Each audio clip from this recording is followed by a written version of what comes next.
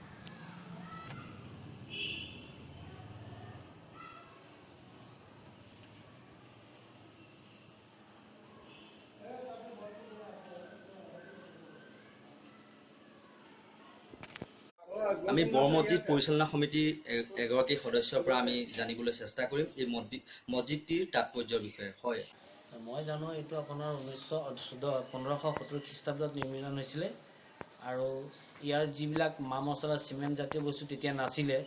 বৰালি মাছ, হাঁহ কণী, ইটাগুৰি, চূণ আৰু আপোনাৰ মাটিমাহৰ গুড়ি দি পেলাই মানে চিমেণ্টৰ পৰিৱৰ্তে সেইটো বস্তু ব্যৱহাৰ কৰা হৈছিলে আৰু সেইসকলেই মানে এই মছজিদটো বনাইছিলে।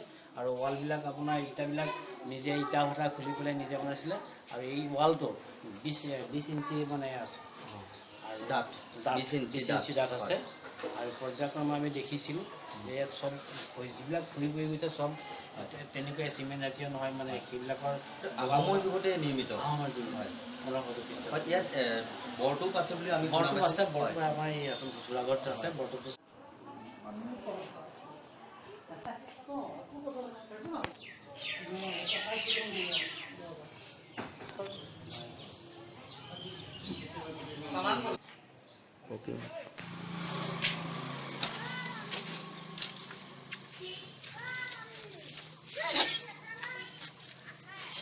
আমি বৰ্তমান উপস্থিত আছোঁ জয়ন্তীপুৰৰ জামে মছজিদত আৰু আমি ইয়াৰ ইমাম চাহেবৰ লগত আমি কথা পাতিবলৈ চেষ্টা কৰিম আৰু আমি এই মছজিদৰ ইতিবৃত্তৰ বিষয়ে আমি জানিবলৈ চেষ্টা কৰিম। জয়ন্তীপুৰ বৰ মছজিদ আৰু জয়ন্তীপুৰ জামে মছজিদৰ আমি ইতিবৃত্ত আমি এই ইমাম চাহেবৰ পৰা জানিবলৈ চেষ্টা কৰিম।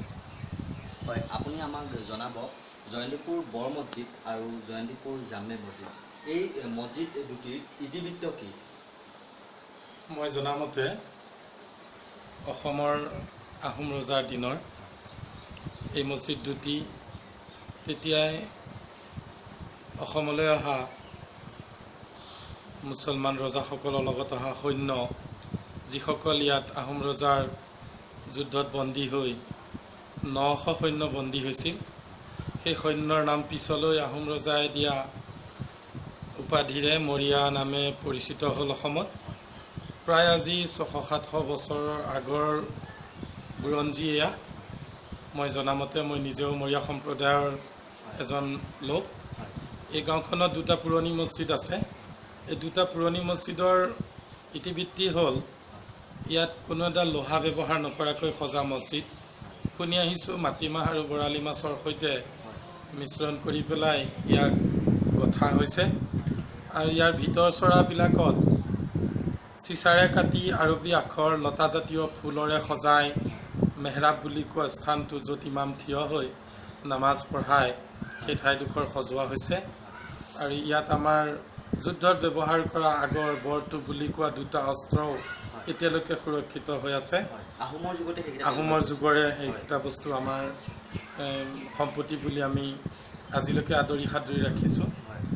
এইখন গাঁও দুটা মছজিদেৰে আগৰে পৰা মানে আছিলে এতিয়া পুৰণি গাঁও, আহোমৰ বহুত যুগৰে পুৰা আহোমৰ যুগৰে গাঁও এতিয়া নহয় আৰু তেতিয়াৰ যুগৰে আমাৰ আচল কৰ্ম হ'ল পিতলৰ বাচন তৈয়াৰ কৰি নিজৰ জীৱিকা হেৰি কৰা গতিকে তেনেকৈ আমি মানে আজিও সেই পদ্ধতিৰে জীয়াই আছোঁ বুলি ক'ব পাৰি অলপ পৰিস্থিতি চাই পেলাই সলাব লগা হৈছে গতিকে এইটো সম্প্ৰদায়ক মৰিয়া বুলি কয় অসমৰ পুৰণি অসমৰ সমূহ ৰাইজে চিনি পায় মৰিয়া বুলি ক'লে মানে বেলেগে আমি ঠিকনা ক'ব নালাগে মৰিয়া বুলি ক'লেই আমাৰ ঠিকনাৰ মানে অসমত জিলিকি আছে ইয়াত এটা দৰগাহ আছে বুলি আমি এখন দৰগাহ আছে দৰগাহ আছে এখন পুৰণি দৰগাহ আছে প্ৰায় 400 বছৰ পুৰণা তাত এজন ফকীৰ চাহাব আছিল আমাৰ গাঁৱত আমাৰ কবৰস্থানত তেখেতে বাস কৰি পেলাই তেওঁ ইয়াতে মানে পৰ্দা হ'ল পৃথিৱীৰ পৰা সৰগবাসী হ'ল হোৱাৰ পাছত তেখেতক ইয়াতে দফন দি এখন দৰগাহ স্থাপন কৰা হৈছে এতিয়াও সেই দৰগাহখন চলি আছে প্ৰায় 400 বছৰ পুৰণি প্ৰায় 400 বছৰ এয়াই আছিল জয়ন্তীপুৰ গাঁৱত অৱস্থিত বৰ মছজিদ আৰু জামে মছজিদৰ ইতিহাস আৰু ইয়াত এখন দৰগাহ আছে আৰু আমি ইমাম চাহেবক আমি ধন্যবাদ জ্ঞাপন কৰিছোঁ এই মছজিদ দুটিৰ বিষয়ে আমাক সবিশেষ তথ্যাৱলী জনোৱাৰ বাবে কেমেৰা পাৰ্চন দীপুৱে আপোনালোকক এই মছজিদ ভাগিৰ সবিশেষ দৃশ্যাৱলী দেখুৱাব